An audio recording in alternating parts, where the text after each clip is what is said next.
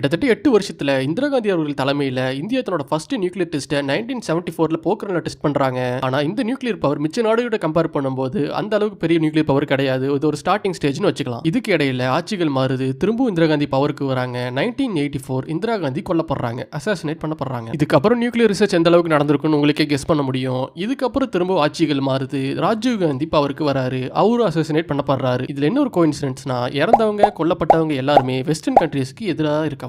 உலகத்துக்கே கட்ட பஞ்சாயத்துக்காரன் அமெரிக்காக்காரன் நினைக்கிறான். அப்படி பஞ்சாயத்து நினைக்கிறான். இதுக்கு அடுத்தது அப்படி இப்படின்னு சொல்லி அடுத்த இடியாப்ப சிக்கல்ல 10 வருஷம் இந்தியா போக 1996ல திரும்பவும் நியூக்ளியர் பவர் ரிசர்ச் ஆரம்பிக்கிறாங்க இந்தியா. ஆனா இது உலக நாடுகளுக்கு தெரிய வந்து நிறைய சாங்ஷன்ஸ் இந்தியா மேல போடுறாங்க உலக நாடுகள். ஈராக்கு கிட்ட அணு ஆயுதம் இருக்கா இல்லையான்னு கேக்குறான். சம்பந்தமே இல்லாம உங்க வீட்டுக்குள்ள வந்து ஜாமான் தட்டு எவ்வளவு இருக்கு, நகரம் எவ்வளவு இருக்குன்னு காட்டுவா நீ.